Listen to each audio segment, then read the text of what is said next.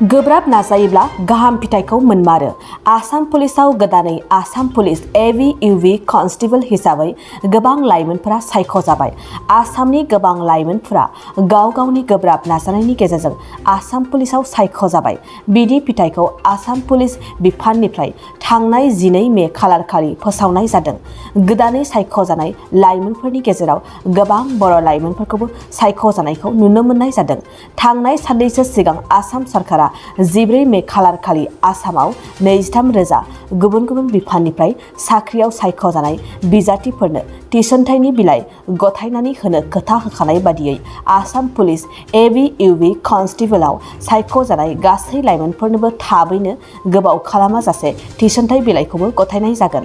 सायख'जानाय लाइमोन बिजाथिफोरा गाव गावनि थिसनथाइ बिलाइखौ गोबाव जायाजासे आजावनानै लानो हासिगोन।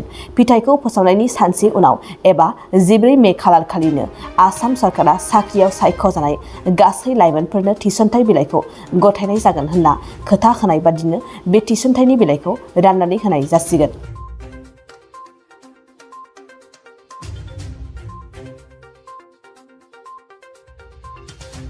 नोंथाङा सरकारि साख्रि नागिरदोंना? नोंथांनि थाखाय मोनसे गोजोनथाव खौरां।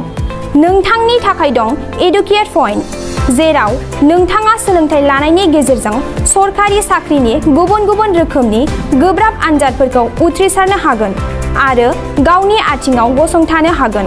बे एडुकेट पइन्टआव नोंथांमोना SSC, bank PO, bank clerk, bank SO, UPSC, FSC, defence, railway, state insurance, AAO, ADO एसिस्टेन्टजों लोगोसे स्टेट लेभेल जब आरो माखासे सरकारि साख्रिनि आनजादाव गोनांथि जानाय आयदाफोराव सोलोंथाइ लानो हागोन। मख'नो गोनांदि बे सोलोंसालियाव साख्रिनिल' नङा, बेयाव MBA आरो सैनिक स्कुल बायदियाव एडमिशननि थाखाय एन्ट्रेन्स होनो थाखायबो सोलोंथाइ लानो हागोन। बे सोलोंसालियाव गाहाम थाखो खथानि सुबिदा दं आरो सम मथे नोंथांनि सोलोंथाइखौ बे सोलोंसालियाव होनाय जागोन।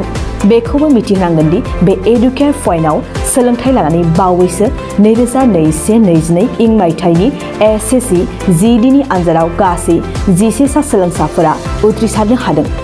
बारा नङा, गासै 15,000 रांजोंनो नोंथाङा बे सोलोंसालियाव 6 दानसिम सोलोंथाइखौ लानो हागोन। बे सोलोंसालिया क'क्राझार, बरपेटा रड, गवालपारा आरो बङाइगावआवबो दं।